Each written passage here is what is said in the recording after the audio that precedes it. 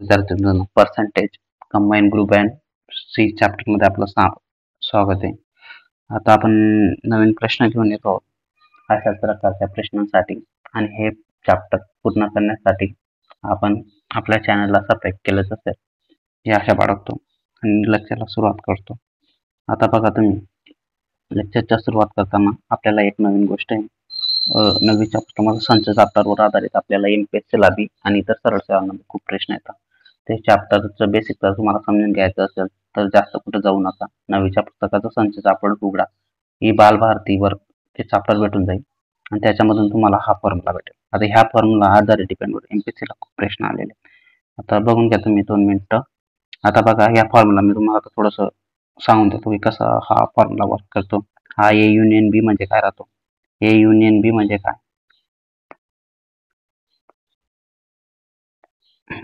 आता हा पूर्ण भाग आहे. पूर्ण भागामध्ये काही घटक ए चे बी असतील, काही घटक बी चे बी असतील आणि काही घटक दोघांमध्ये कॉमन असतील. आता हा ए घटक आहे, ए घटक मध्ये हे नंबर आहे. आता हे नंबर मध्ये कॉमन काय काय आहे, इथं 1 कॉमन आहे, इथं 1 कॉमन आहे, इथं 2 कॉमन आहे, इथं पण 2 कॉमन आहे, इथं पण 3 कॉमन आहे, 3 दिसत नाही, 5 दिसत नाही, 7 9 दिसत नाही, इथं बघा 13 कॉमन आहे आणि 13 कॉमन. कॉमन घटक कुठे आहे, 1 2 आणि 13. आता अनकॉमन काय आहे याच्यात मग, 3 5 7 9 आणि 11. याच्यात 4 6 8 आणि 12. म्हणजे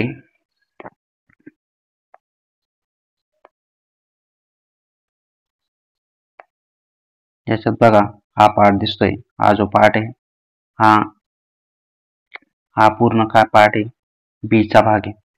आणि हा जो पूर्ण पार्ट इकडचा दिसतोय, हा पूर्ण पार्ट काय आहे, ए चा भाग आहे. आणि हा पूर्ण बी ए चा पण आहे आणि हा बी चा पण आहे. म्हणजे हे दोन्ही घटक काय कॉमन आहे. मग ए इंटरसेक्शन बी म्हणजे काय राहतो, यातला हा कॉमन घटक. आता म्हणजे याच्या बेसवर आपल्याला पुढील उदाहरण कसे सोडवता येतील. तर तुम्ही याच्यापेक्षा हा मायनस इकडे जाताना काय होईल, प्लस होईल. म्हणजे आपल्याला काय भेटेल, नंबर ऑफ म्हणजे ए सेट मध्ये किती आहे, नंबर ऑफ बी सेट मध्ये किती. आता या फॉर्म्युलामध्ये चारच गोष्टी फॉर्म्युला एक्झाम मध्ये आपल्याला एक तर हे काढायला विचारतात किंवा हे किंवा हे किंवा हे, याच्या व्यतिरिक्त दुसरं काही विचारत नाही. फक्त आपल्याला ते व्यवस्थित मांडता यायला पाहिजे. आता त्यासाठी आपण पुढे एक्झाम्पल कडे जाऊ.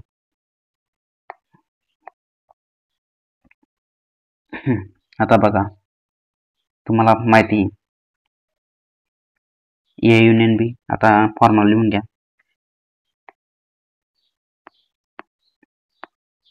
ए युनियन बी बरोबर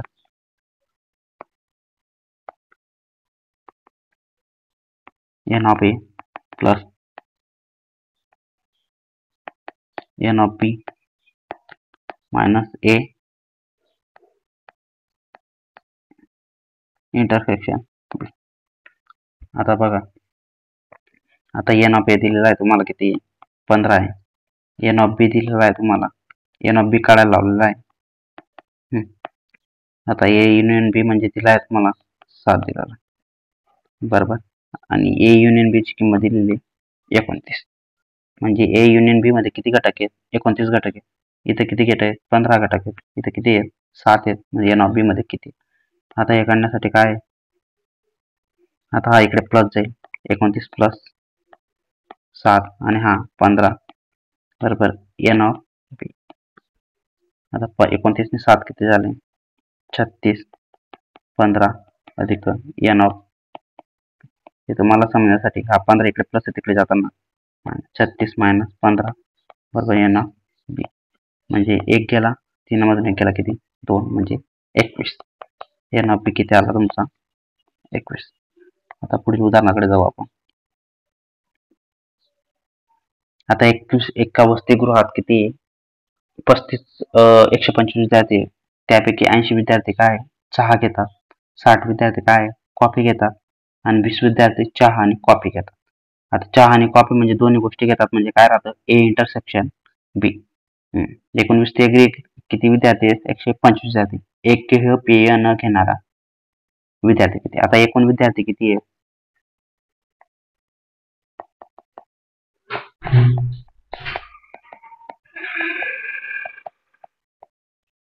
पुढे जाऊ आपण. आता पुढील उदाहरणात बघा, एकूण विद्यार्थी किती आहेत? 125 आहेत. 21 विद्यार्थी 125 त्याचे 80 विद्यार्थी काय करतात? 80 विद्यार्थी चहा पिता, 60 विद्यार्थी कॉफी पिता. आता आपला हा फॉर्म्युला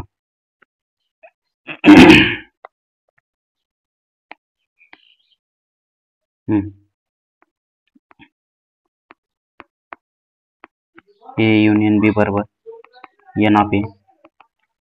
आता दरवेळेस मी हा फॉर्म्युला लिहिणार नाही. एन ऑफ बी बरोबर ए बरोबर एन बरोबर ए इंटरसेक्शन बी.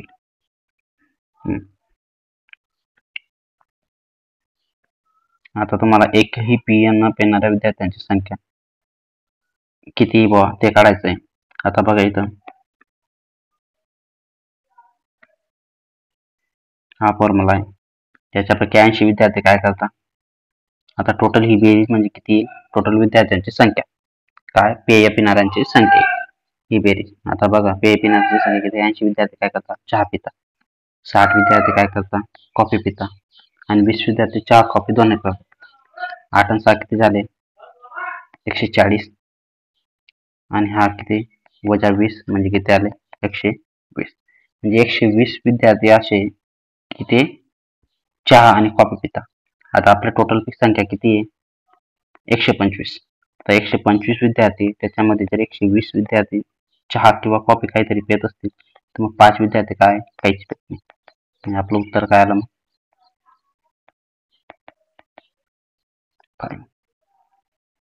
आता पुढील उदाहरणाकडे जाऊ आपण. एका स्पर्धा परीक्षेला 50 विद्यार्थी इंग्रजी उत्तीर्ण झाले, 60 विद्यार्थी गणित विषयात उत्तीर्ण झाले, 40 विद्यार्थी एकही विद्यार्थी दोन्ही विषयात अनुत्तीर्ण झाला नाही, तर एकूण विद्यार्थी किती? आता मग अनुत्तीर्ण विद्यार्थी एकही नाही, त्याच्यामुळे आपल्याला काय ए युनियन बी काढायचं आहे.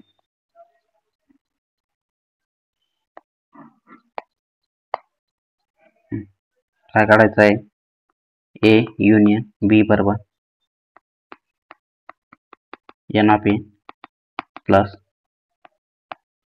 एन ऑफ बी वजा ए इंटरसेक्शन. आता बघा एका विषयाचे विद्यार्थी किती आहे? 50. दुसऱ्याचे विद्यार्थी किती? 60.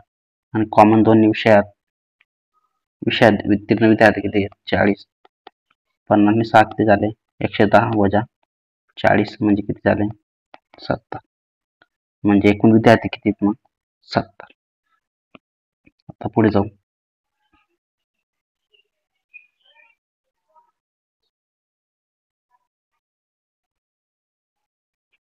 आता एका शाळेत 9वीच्या 200 विद्यार्थ्यांच्या आवडीचे सर्वेक्षण केले.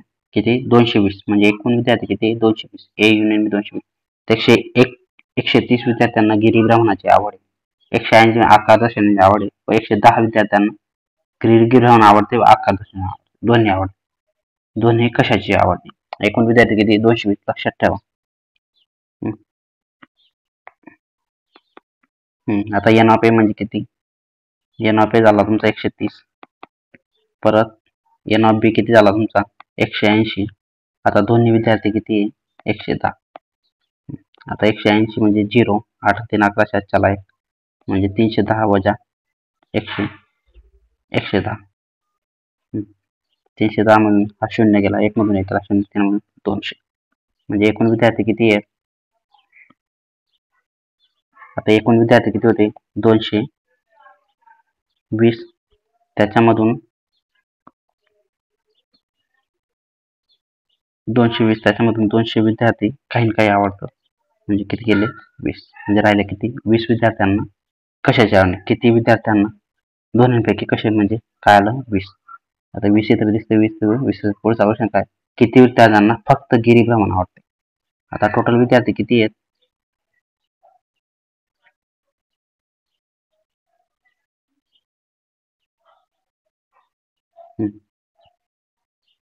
टोटल विद्यार्थी किती आहेत? 110 विद्यार्थ्यांना गिरिभ्रमण आवडते. त्याच्यामध्ये 130 विद्यार्थ्यांना काय करतं? गिरिभ्रमण आवडते. आणि 110 विद्यार्थ्यांना काय करतं? दोन्ही आवडतं. आता हे बघा, हे आकृती लक्षात ठेवा. 110 विद्यार्थ्यांना काय करतात? दोन्ही आवडतात. 130 मधून जर 110 केले किती आले? 20. म्हणजे गिरिभ्रमण काय हा गिरिभ्रमण फक्त किती जणांना आवडतं? गिरिभ्रमण 20 जणांना. आता 180 विद्यार्थ्यांना आकाश दर्शन आवडतं, फक्त आकाश दर्शन. आता 180 मधून काय गेलं? 170 गेले. 180 मधून 110 गेले. मग 70 विद्यार्थ्यांना फक्त आकाश दर्शन आवडतं. का? आकाश दर्शन. आता मग आपल्याला काय काय विचारलंय त्यांनी? कशाचीच आवड नाही म्हणजे 20, फक्त गिरिभ्रमण दुसरा पण 20, आणि फक्त आकाश दर्शन किती जणांना आवडतं? फक्त आकाश दर्शन 70. आता पुढील विधान म्हणजे आपला ऑप्शन नंबर किती झाले? 3. 82% हिंदी जपणारे. आता तुम्हाला हा फॉर्म्युला बघण्यासाठी आणखी एक कन्सेप्ट माहिती पाहिजे. आता एका गावात, आता हा पूर्ण फॉर्म्युला ए युनियन बी राहतो. काय राहतो? ए युनियन बी. आता ए युनियन बी मध्ये काय बघा,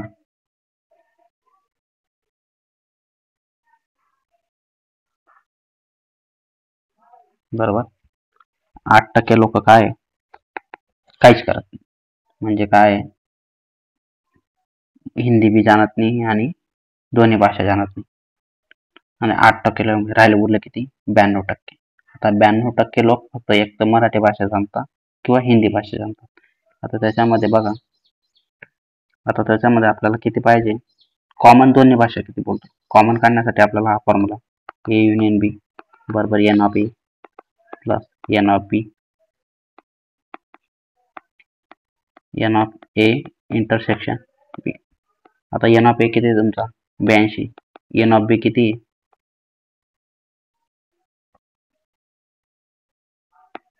76. आता हा माहिती तुम्हाला ए इंटरसेक्शन बी.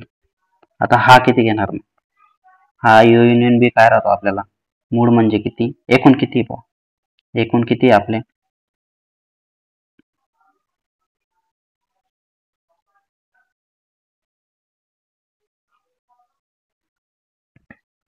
आता एकूण किती आपले? 100 मधून जर आपण फक्त दोन्ही भाषा जाणणाऱ्या लोकांची संख्या आणि ते जर पकडलं आपण दोन्ही भाषा जाणणारी संख्या किंवा दोन्ही भाषा बोलणारी संख्या, नेमकं आपल्याला एक्झॅक्ट तेवढे लोक काढायचे, म्हणजे हे काढायचं आपल्याला. त्याच्यामुळे आपल्याला हे पकडून चालणार नाही. मग तर आपण इतके तिकडे वळलो 92%. म्हणजे 100% जर लोकसंख्या असेल त्याच्यामधून 8% म्हणजे कुठलीच भाषा, दोन्ही भाषा येत नाही, आणि त्याच्या फक्त 92% लोकांना एक तर मराठी येते किंवा हिंदी येते.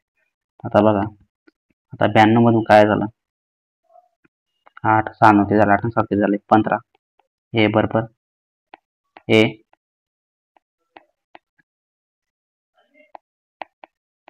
बी.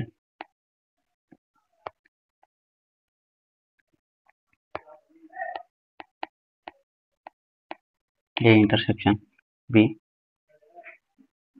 आणि हा 92. आता हा किती गेला? 158. इकडे एन, इकडे मायनस, इकडे जाताना काय होईल? ए इंटरसेक्शन बी म्हणजे 158 मधून 92 गेले, बरोबर किती आले? 66. म्हणजे 66 काय आहे?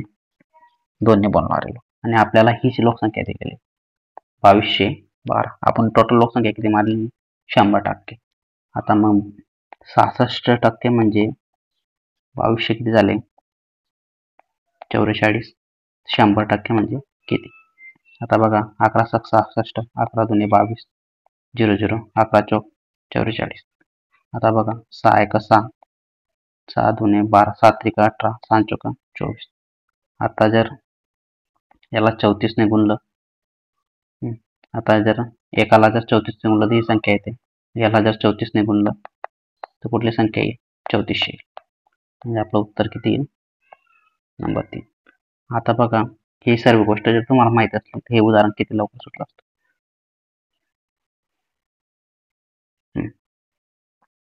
आता बघा, तुम्हाला माहिती 8% लोक कोणती भाषा बोलत नाही, म्हणजे टोटल किती आले? 92% कोणती भाषा बोलतात. आता 92 मध्ये किती आहे? 82. आणि हे किती झाले? 76. म्हणजे 82 76. आता 92 मधून काय करा तुम्ही? 82 76 वजा करा. हम्म, 92% लोक. 92 मध्ये 82 अधिक 76. आता हा एन ऑफ ए इंटरसेक्शन बी निघाला. हे डायरेक्ट आला असं. आता किती झाले? 158 बरोबर 92.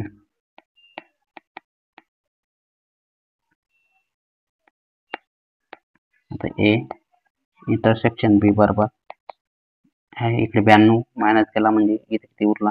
158 मधून 92 बरोबर 66. आता हा 66 म्हणजे किती? 2244. 100 मध्ये किती? आता 11 6 66, 11 दूनी 22, 0 11 चौक 44. परत 6 1 6, 6 दूनी किती झाले?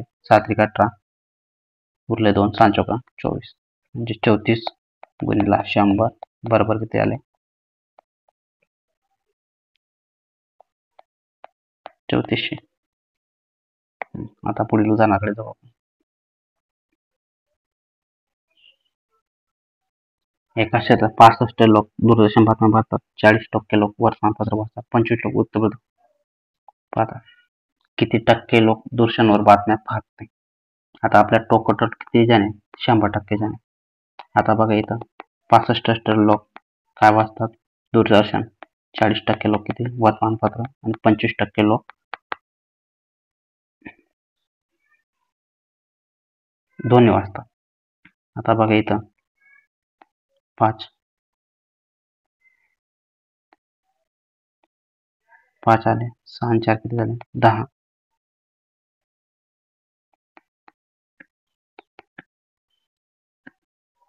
5 मधून 5 गेला 0, 10 मधून मागला 80. टोटल लोक किती यातले? 100. 100 मधून जर 80 गेले म्हणजे दोन्ही वाचणारे काही काही वाचणारे, म्हणजे युनियन बी काय निघाला आपलं? 80. मग राहिले किती? त्याच्यामधून 80 गेले 20%.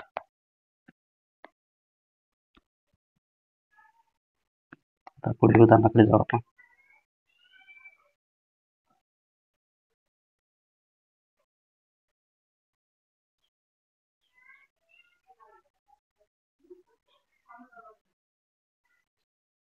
एका निवडणुकीत 8% मतदारांनी मतदान केले नाही.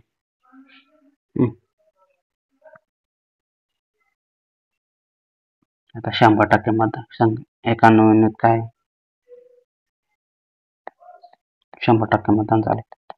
त्याच्यामधून 8% लोकांनी मतदान केलं नाही म्हणजे किती? 92% लोकांनी मतदान केलं. आता 92 मध्ये निवडून आलेल्या उमेदवारास एकूण मतांच्या 48% मत मिळाले. आता 92 मधून 48 गेले 52, म्हणजे 44% मत कोणाला मिळाले? हरणारा उमेदवार. हरणारा आणि हा विजेता. आता 1100 मतांनी दुसऱ्या उमेदवाराचा पराभव. निवडणूक एकूण मतदान किती होती? निवडणूक एकूण मतदान किती होती? 100. आता 48 मधून 44 गेले किती? 4%. आता हे 4% म्हणजे किती? 1100. आपले मतदान किती होते? 100%. म्हणजे किती? करा. 4 दूने 8, 4 25, म्हणजे 25. आता मग काय लिहितं? 25 डायरेक्ट इकडे गुणतो, तिरकस गुणाकार होतो. आता इथं 1 आला म्हणजे काही नाही, इथं डायरेक्ट काय येईल मग? 25 गुणिले 11, 25 1 उरला 2, 25 ने 1 2 किती झाले? 27. 500. 27,500. आता पुढील उदाहरणाकडे जाऊ. चला तर मग आता आपण पुढील उदाहरणाकडे जाऊ. दीपक 36,000ला एक किंमत असलेले स्कूटर विकतो. तो पहिल्या 20,000 रुपयांवर 8% सूट देतो आणि नंतरच्या 10,000 रुपयांवर 5% व पूर्ण रकमेवर 7% सूट देऊन मिळणाऱ्या रकमेइतकी रक्कम मिळवण्यासाठी राहिलेल्या 6,000 रुपयांवर त्याने किती टक्के सूट द्यावी? आता बघा, म्हणजे अगोदर काय आहे तो? म्हणजे 36,000ची रक्कमवर 60% सूट देऊन एवढीच सूट म्हणजे जेवढी 60% पूर्ण रकमेवर सूट देतो तेवढीच सूट या टप्प्याटप्प्यांवर जी सूट देतो तेवढीच आता बघा म्हणजे 20,000 वर काय 8% अधिक 10,000 किती 5% अधिक 6,000 किती 1%. हे शून्य गेला हे शून्य गेला 700 7 सेकंड 42 7 4 7 21 25 आता बरोबर हे शून्य गेला हे 2 शून्य गेले म्हणजे किती झाले 60x 500 20,000 म्हणजे 8 किती झाले 1600 1600 500 2100 म्हणजे 60x बरोबर 2520 वजा 2100 60x बरोबर 0 2 वजा 1 मधून केला किती 4 2 मधून गेला 0 म्हणजे 420 अच्छा x बरोबर किती झाले 420 भागिले किती 60 sin 7 42 x बरोबर किती 60%. आता पुढील उदाहरणाकडे जाऊ आपण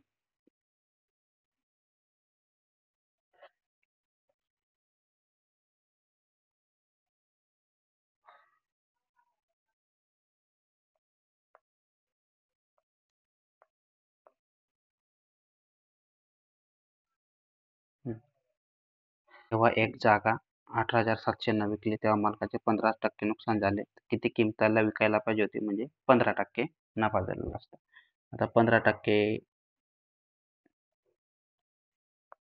आता बघा 15 म्हणजे 15% म्हणजे 5 अधिक 15 5 दुने 10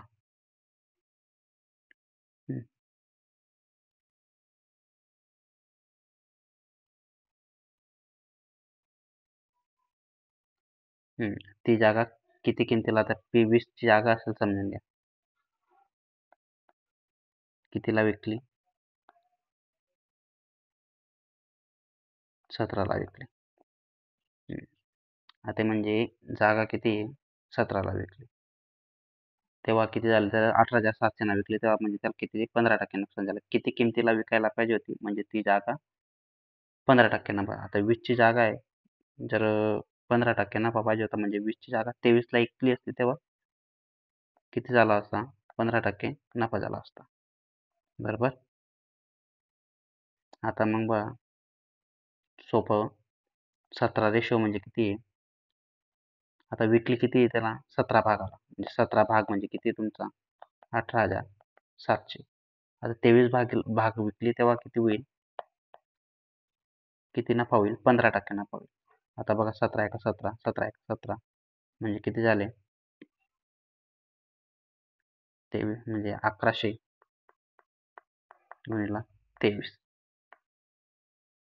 23 एक 23 3 हा चालू 23 किती झाले 25 25,300 सोपी पद्धत आणखी परत नवीन आणखी नवीन एक पद्धत आता 15% नुकसान झाले 15% नुकसान झाले म्हणजे ती जागा कितीला विकली त्याने 100%ची जागा असेल तर ती जागा 15% म्हणजे 85%ला विकली कितीला विकली 85%ला विकली आता हेच 85% म्हणजे किती 18,700 आणि आपल्याला किती नफा पाहिजे म्हणजे 100%ला जर जागा असेल तर आपल्याला किती नफा पाहिजे 115ला विकायला पाहिजे तेव्हा 15% नफा होईल म्हणजे आपला 115 किती 115 म्हणजे किती बघा 5 आहे का 5 उरला किती 2 5 5 25 5 7 35 बरोबर आता 5 त्रिक 15 गुणा 3 5 7 35 तर 5 त्रिक 15 गुणा 3 5 7 35 5 चौक 20 0 आता बघा 17 एका 17 17 दुने 34 17 दुने किती झाले 34 उरले किती 3 17 दुने 2200 220 म्हणजे उरलं किती 220 गुणिला 100 15 करून घ्या. दोघांचा गुणाकार काय येईल मग?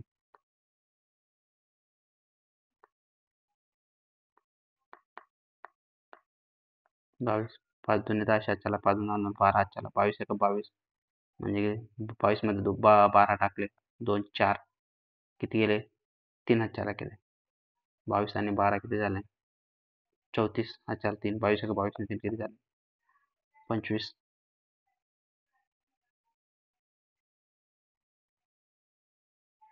इथं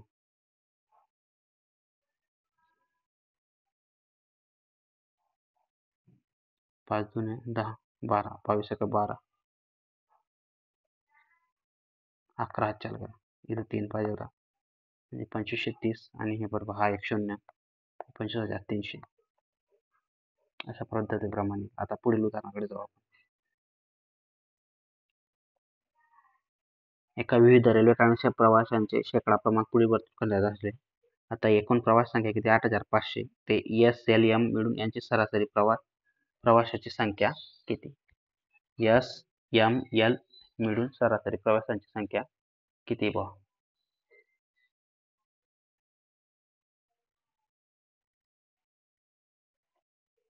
आता सरासरी म्हणजे काय राहते सर्व संख्यांची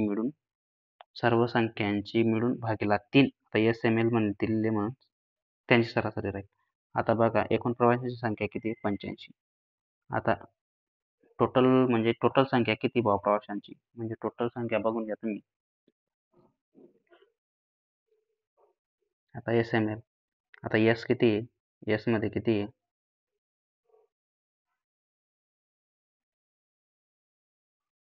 S मध्ये किती आहे 24%. आता बघा म्हणजे टोटल संख्या आपली 85 अधिक परत M मध्ये किती आहे 20%.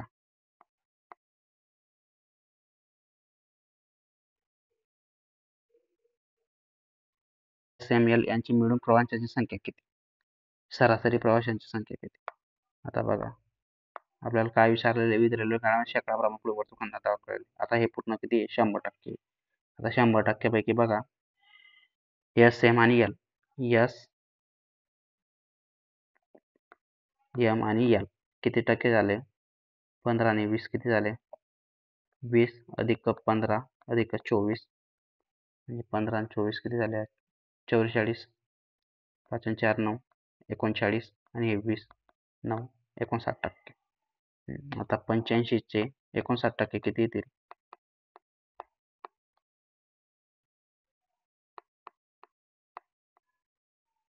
बरोबर म्हणजे 85 गुणिला 59 म्हणजे ही जी गुणाकार ही तो काही या तिघांची लोकसंख्या येईल म्हणजे SML मध्ये एकूण मिळून 3 संख्या आता किती झाले 3 म्हणून 3 गुणावं लागेल. आता 3 आहे का 3 दुने गुणाकार करून घ्या 85 गुणिला किती झाले 59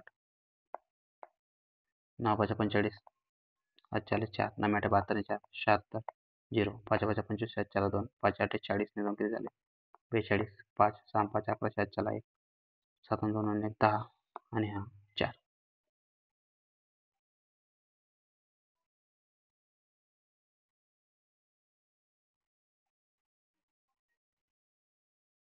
चला 1 म्हणजे 5 50 15 किती झाले 50 15 भागीला 3. आता बघा यांचा भागाकार किती येईल मग 3 1 3 उरले 2 3 7 18 उरले 2 3 7 21 3 1 3 पॉईंट ठेवला 3 7 18 म्हणजे 16 71 16 71 जवळपास काय येत आहे मग 16 72 म्हणून ही किंमत. आता पुढील उदाहरणाकडे जाऊ आपण.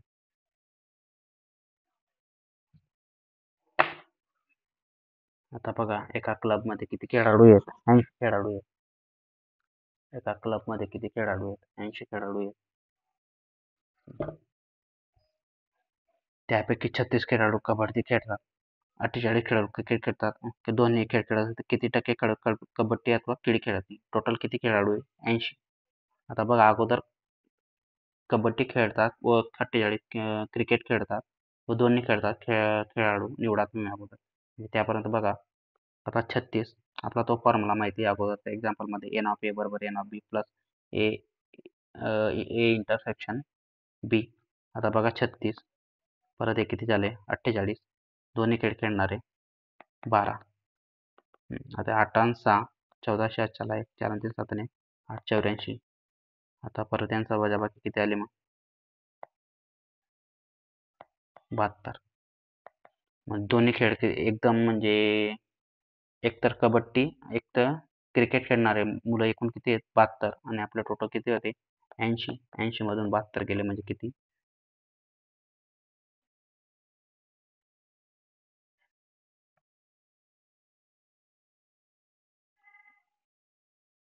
काहीतरी चुकतंय आपलं.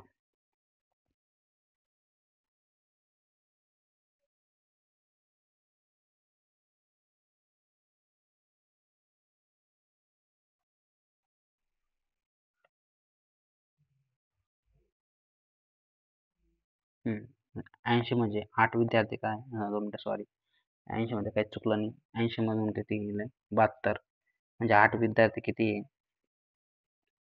कोणतेच खेळ खेळत नाही. आता किती टक्के म्हणजे 80 पैकी 8% म्हणजे बरोबर 100 म्हणजे 80 पैकी 8 विद्यार्थी खेळत नाही म्हणजे किती टक्के खेळत नाही हा गेला 8 आहे का 8 म्हणजे किती 10%. तिसरं उदाहरण.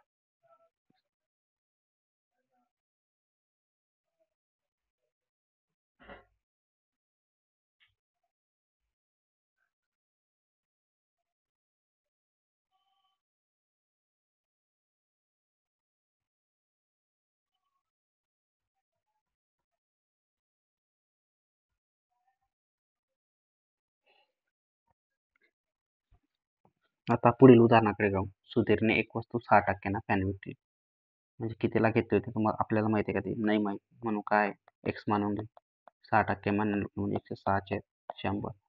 आता दुसरी वस्तू किती 5% नफ्याने विकली म्हणजे 95 100. आता मग विकून म्हणजे ती गोपाला कितीला पडली मग 2014ला. आता बघा 2014ला मग आता कट शॉप करा. बे पंचे 10 बे त्रिक किती झाले 6 बे एक बे बे 00 बे साती बे 00 बे साती 14. आता परत आणखी कुठं होईल का कुठंच होणार नाही मग इथं 53 देऊन बघा डायरेक्ट 53 एका 53 उरले किती 47 आणि 7 तयार झाला. आता इथं बघा 53ला कितीने गुणले म्हणजे शेवटी एका स्थानी 7 येतोय म्हणजे 9 9 त्रिक 27 चला 4 9 45 4 किती झाले तर चला 2 45 77 म्हणजे 53 म्हणजे किती आला 19 बरोबर 19 एक 19 19 पाचा 95 5 एक 5 5 दोन्ही किती झाले 10 म्हणजे किती राहिले फक्त इथं x बरोबर 100 गुणिला 20 म्हणजे किती झाले 2000. x बरोबर किती झाले 2000.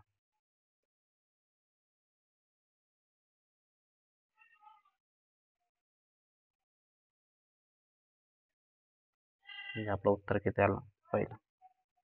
आता पुढील उदाहरणाकडे जाऊ आपण.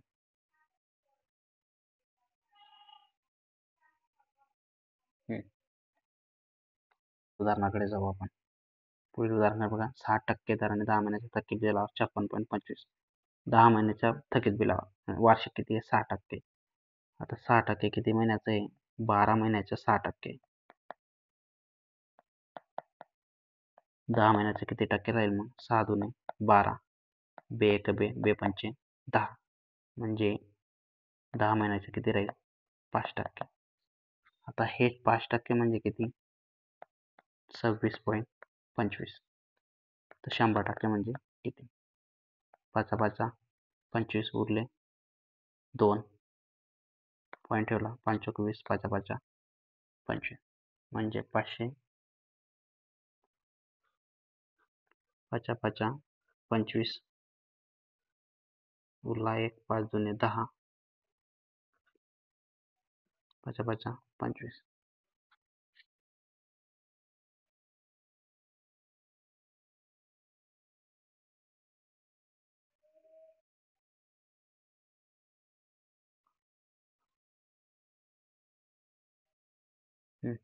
आता 100% म्हणजे किती? 500 525. आता 525 गुणिले 100 म्हणजे किती? हे 2 शून्याचा पॉईंट कुठे गेला? इकडे सरकला म्हणजे 525 आणि किती आहे? 26.25 म्हणजे किती झाले? 5 2 6 5 4 2 2 4 आणि 5 म्हणजे 551.25. तुमचं उत्तर किती झालं? 1. आता पुढील उदाहरणाकडे जाऊ आपण.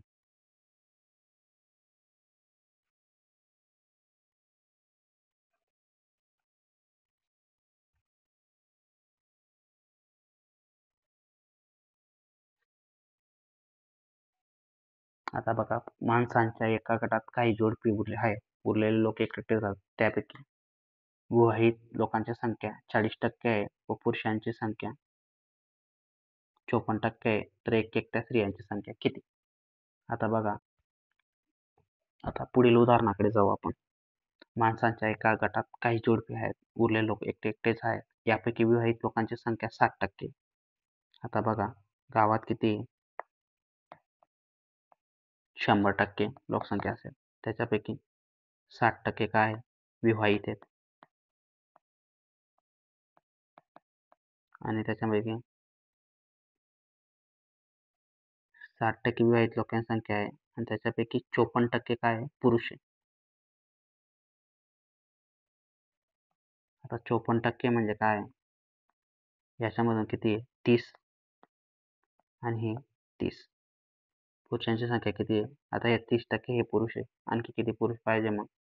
24%. म्हणजे पुरुष किती राहतील? 24%. फक्त पुरुषांची संख्या आहे. पुरुषांची संख्या किती मग? हे 30 आणि हे 24 असे एकूण किती? 30 + 24 54%. आता एकूण मोजा मग तुम्ही. एकट्या स्त्रिया किती राहतील मग? आता हे 30 झाले प्लस हे 30 काय विवाहित स्त्रिया झाल्या प्लस हे 24 काय झाल्या? एकटे पुरुष झाले. आता राहिले काय मग? स्त्रिया राहिल्या. पहिल्या अगोदर किती संख्या झाली? मग राहिलेल्या काय? एकट्या स्त्रिया राहतील. 30 आणि 30 60 झाले 84%. आपली संख्या किती आहे? 100%. 100% म्हणून किती गेले? 84 म्हणजे किती राहिले? 16%. म्हणजे विवाहित स्त्रियांची किती संख्या म्हणजे एकट्या स्त्रियांची संख्या किती राहील? 16%. आता पुढील उदाहरणाकडे जाऊ आपण.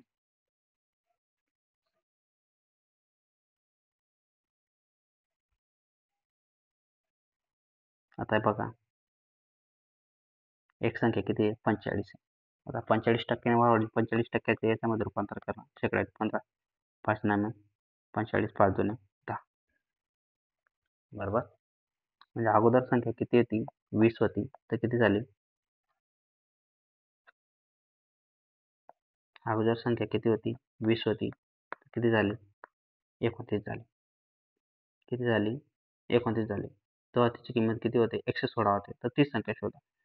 म्हणजे ही मूळ संख्या आणि वाढल्यानंतर रेशो काय? मूळ रेशो काय? 20 वाढल्यानंतर किती झाला? 29. म्हणजे हा 29 म्हणजे किती? 116. तर 20 म्हणजे किती? करा मग. आता इथं 29 एक 29 29च्या वेळामध्ये 6 शेवटी कुठला येतो? 9 1 9 9 9 36 म्हणजे 29 चोक. बरोबर. 29 चोक 216 होत आहे. म्हणजे 20 चोक किती झाले?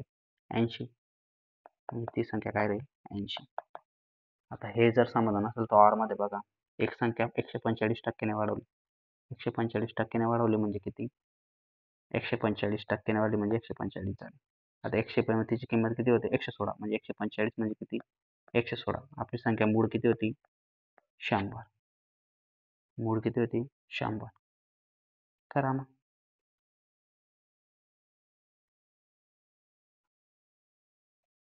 बघा 5 2 10.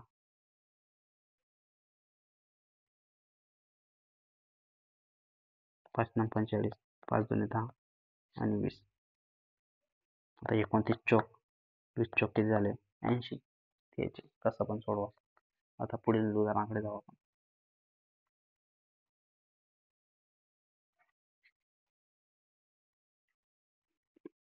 समीरने जुना टीव्ही किती 4,700ला विकत घेतला. त्याला 800 रुपये दुरुस्ती खर्च लागला. म्हणजे किती 4,700 आणि 800 किती झाले 85.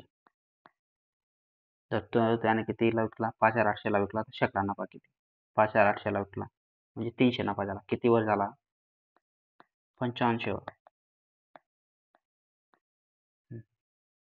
बरोबर. आता 300 भागीला 55 5 1 5 5 6 30 म्हणजे 11 5 55 5 छेद 11%.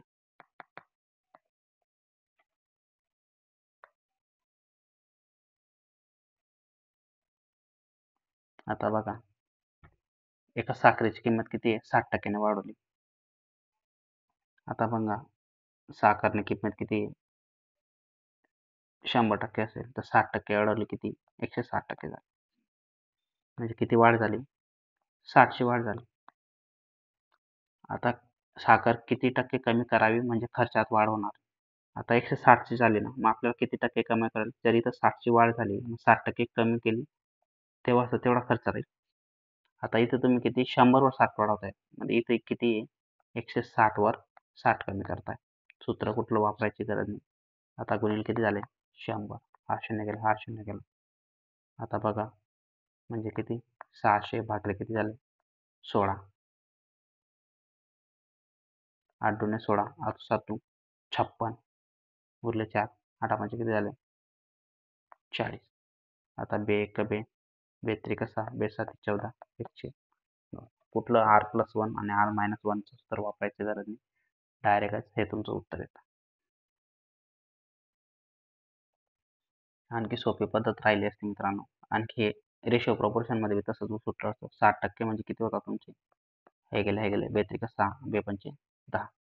आता 5ची साखर किती झाली 8 झाली 5ची किती झाली 8 झाली म्हणजे किती वाढवले 3 म्हणजे किती कमी करावे लागेल मग तुम्हाला 8ची 5 करण्यासाठी 3 म्हणजे किती 100 100 तर किती झाले 300 भागिले 8 तेच 4 दुणे 8 4 दुणे 8 च्या नंतर किती झाले 4 7 28 4 25 म्हणजे 75 म्हणजे बेत्रिका कसं पण सोडवा उत्तर तेच.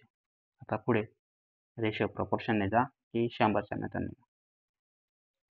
न्यायच्या पगारात 10% कमी केला नंतर त्याच्यामुळे 30% वाढला तर मूळच्या पगारात किती टक्के वाढ होईल.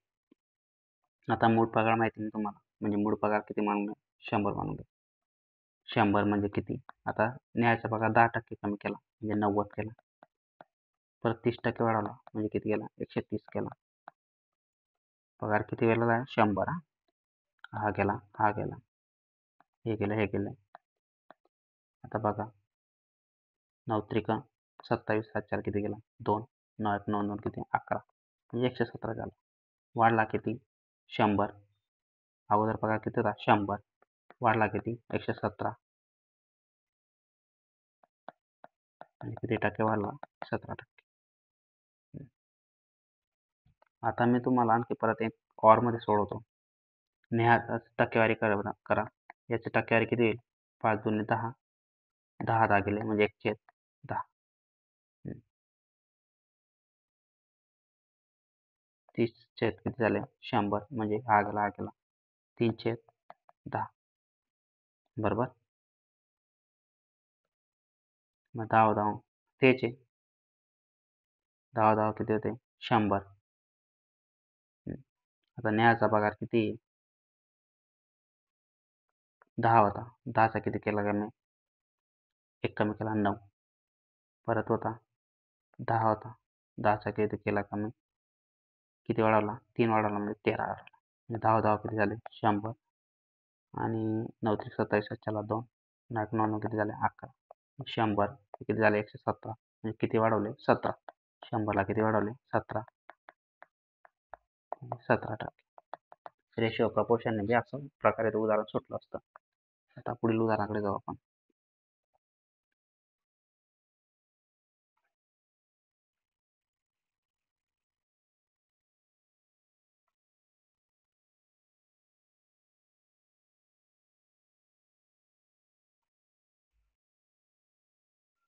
बघा, पहिल्या वर्षी एका शहराची लोकसंख्या 8% वाढली. दुसऱ्या वर्षी किती आहे? 8% कमी झाली. तिसऱ्या वर्षी पुन्हा 10% वाढली. सुरुवातीला 1,00,000 लोकसंख्या होती. किती लोकसंख्या होती सुरुवातीला? 1,00,000. पहिल्या वर्षी किती वाढली? 108%. 8% वाढ झाली. दुसऱ्या वर्षी किती? 8% कमी झाली, म्हणजे 92% वाढली. 92% राहिली. तिसऱ्या वर्षी परत 10% वाढ झाली.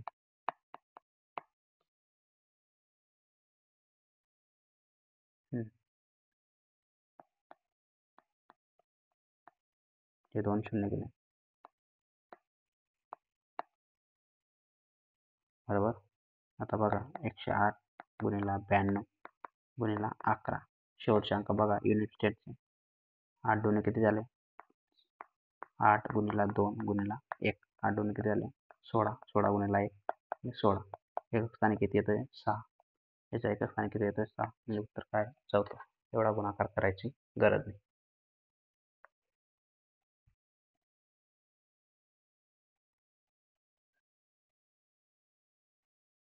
आता बघा, काही पुस्तकांच्या प्रकाशाने 30,600 खर्च केला. 30,000 किती? 600 खर्च. पुस्तकापर्यंत किती रक्कम खर्च पडेल? आता बघा, पुस्तक ग्रंथ प्रसिद्ध हक्कापोटी किती रक्कम खर्च पडेल? मुद्रण खर्च किती? 20%. मुद्रण खर्च किती? 20%. एका पुस्तकाने जर प्रकाशाने मुद्रण खर्च 20% म्हणजे किती आहे तुमचा? 30,600. आपला ग्रंथप्रसिद्धी हक्कापोटी किती रक्कम खर्च पडेल? ग्रंथप्रसिद्धी हक्कापोटीसाठी किती लागतं आपल्याला? 15%, म्हणजे 15. बरोबर. हे टक्के कॅन्सल होऊन जातात, म्हणून आपण खाली 100 घेतले. म्हणजे हा काय होतो? 100 टक्के काय होतं? कॅन्सल होऊन जातं. आता बघा, बे 1 बे 0 कॅन्सल. बे 1 बे 5 10 बे 3 6. बरोबर. म्हणजे 15. 30 गुणिले 15. आता बघा, 15 ते किती झाले? 45. ह्याच्याला किती गेले? 4. 15 5 चौसा 15 75. 75 79. ह्याच्याला किती गेले? 7. 15 1 15 15 7 किती झाले? 22. बरोबर ऑप्शन 22. 95 कुठे येते? तिसरं उत्तर.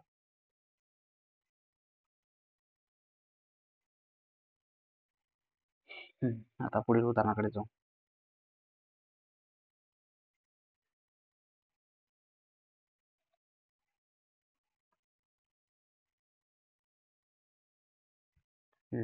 आता बघा, चे किती?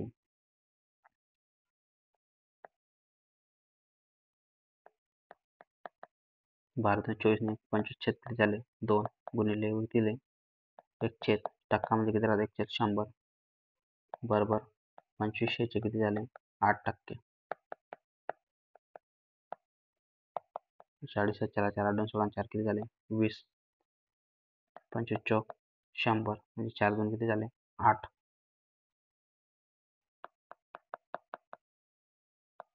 200. 8 तिकडे गेला म्हणजे 1 बरोबर किती झाले? 1600. 8 इकडे भागतोय तिकडे जाताना गुण.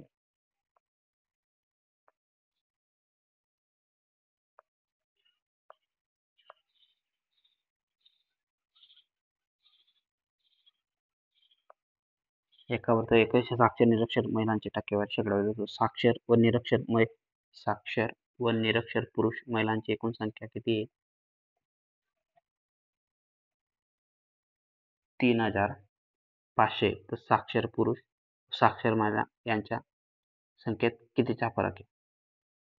साक्षर पुरुष व साक्षर महिला.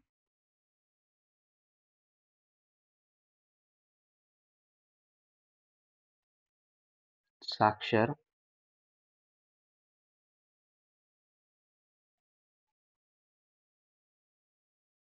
साक्षर व निरक्षर पुरुष. साक्षर पुरुष व निरक्षर पुरुष व महिला.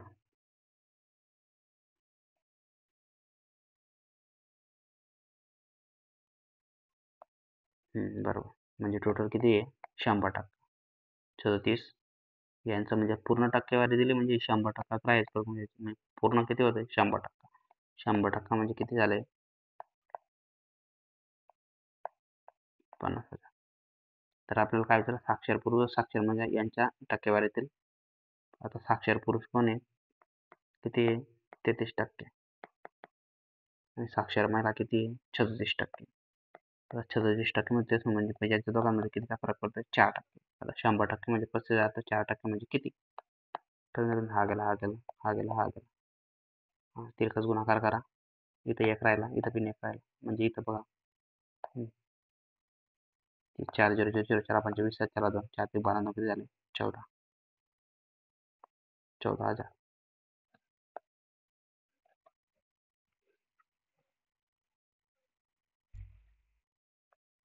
आता पुढे जाऊ.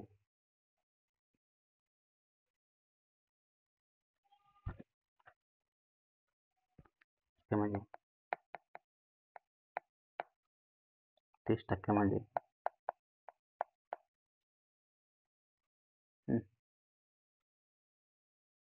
समजून घ्या 7 असतील कर्मचाऱ्यांच्या व्यवस्थापकाचे प्रमाण. आता कर्मचारी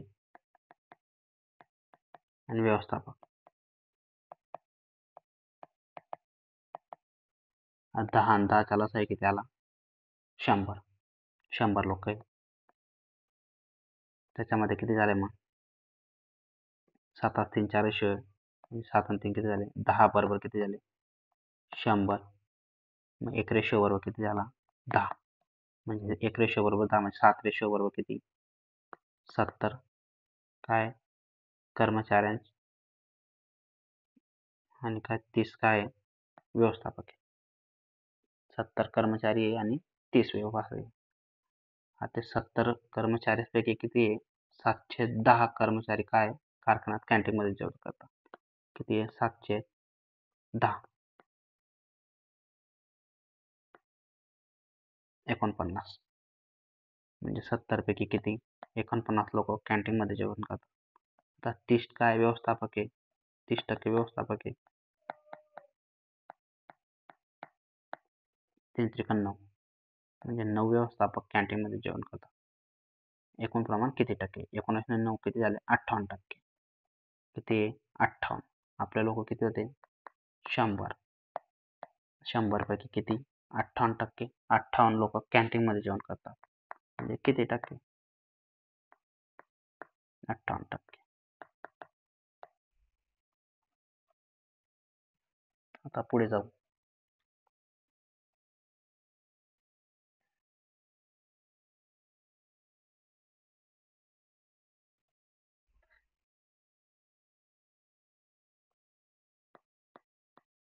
किती टक्के, 10% सूट म्हणजे किती मध्ये विकली, 90 मध्ये. किमतीवर मंदीमुळे परत 5% सूट दिली, परत 95 मध्ये.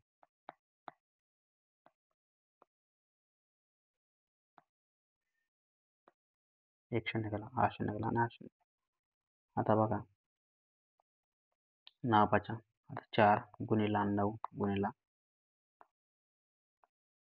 95. नावाचे 45 ला किती गेले, 4. 9 81, 4 किती झाले, 85 गुणिला 4. 4 5 20 ला 2, 4 5 22 ला किती गेले, 2. 4 8 32 2 किती झाले, 34. 3420.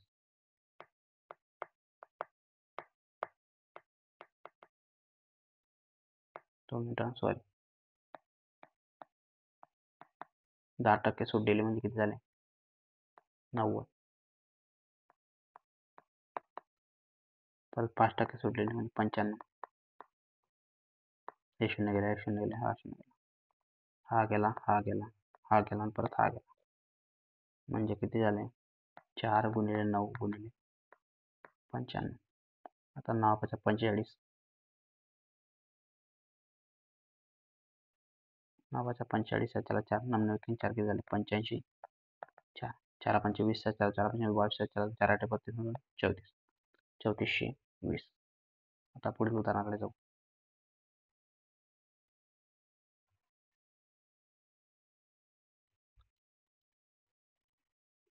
एक प्रामाणिक दुकानदार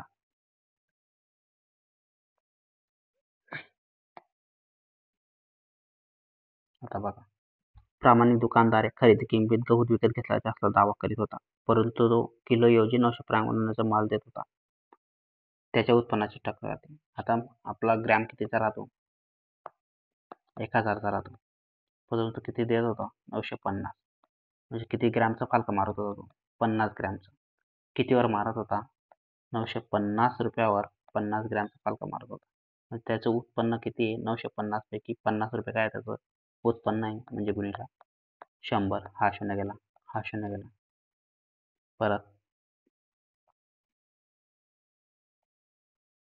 5 5 9 45, 10 किती झाले? 100 गेला 19. 19 5 55 उरले 5, उरले 2 पॉईंट ठेवला. 19 दुने 38, 12 म्हणजे 5.2 पुढे येते. हे उत्तर आलं तुमचं. आता पुढील उदाहरणाकडे जाऊ.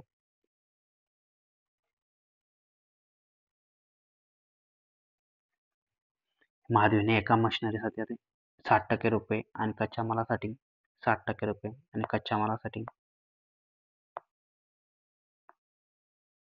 60% आणि कच्च्या मालासाठी किती 25% रुपयाची गुंतवणूक केली. तिच्या हातात 1800 रुपये शिल्लक आले. आता एकूण खर्च किती केला मग माधवने?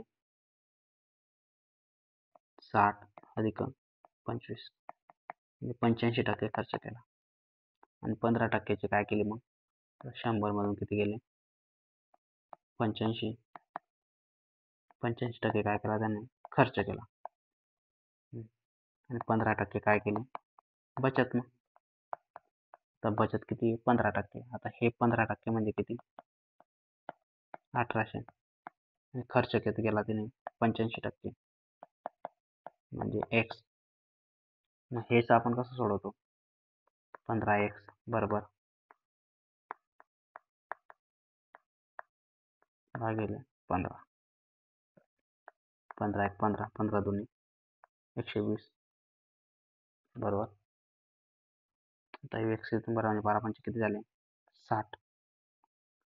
6 12 8 96 आणि 6 किती झाले? 101. 10,100 या दोघांचा गुणाकार घेतला. आता पुढील उदाहरणाकडे जाऊ.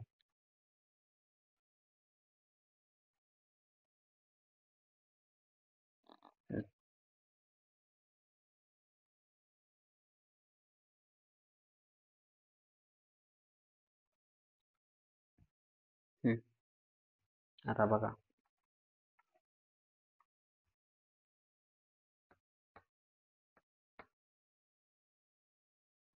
मराठी विषय आता इथे किती पूर्ण किती राहतील माहिती? 100 राहते. एका शाळेतून एक प्रोजेक्ट मिळाला. त्यात म्हणजे 22 होते. तिने 800 माहिती जमा केली. मराठी विषय आवडणारे विद्यार्थी किती? 800 विद्यार्थ्यांकडून हा माहिती जमा केली. किती? 8. म्हणजे ते मुलगी किती? 100%. 100% म्हणजे किती? 800. तर मराठी विषय आवडणारे किती ते विचारलंय. आता बघा, टोटल विद्यार्थी किती? 100. पण इथं इथं हे बघा, इथं x मानून घ्या. आता बघा, टोटल यांची बेरीज करा. 8 आणि 7 14, 14 आणि 7 झाले 21 आणि 36. या दोघांची बेरीज करा. 8 आणि 6 14, हा 4 1 2 3 5 आणि किती झाले? 6 आणि 11. 4 आणि 1 5 5 आणि किती झाले? 6. 6 आणि 2 8 8 आणि किती झाले? 9 म्हणजे 96. म्हणजे टोटल किती राहतात? 100. आता 100 मधून 96 गेले म्हणजे उरले 4%. 100% म्हणजे किती? 800. 4% म्हणजे किती? आता हा गेला, हे 2 शून्य गेले, हे 2 शून्य गेले, 4 8 किती झाले? 32.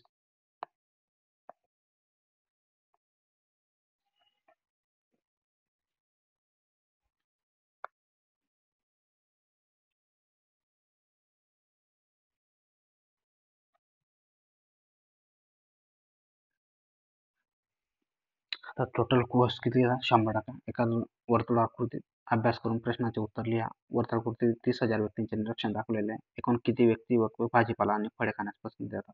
भाजीपाला फळे किती व्यक्ती आहेत 40 म्हणजे 44%. 100% आता बघा 100% म्हणजे किती 30,000. आता किती काढायचं आपल्याला 44% म्हणजे किती 312 7 लाख 312 किती झाले 13 डबल 0 13,200. आता पुढील उदाहरणाकडे जाऊ आपण.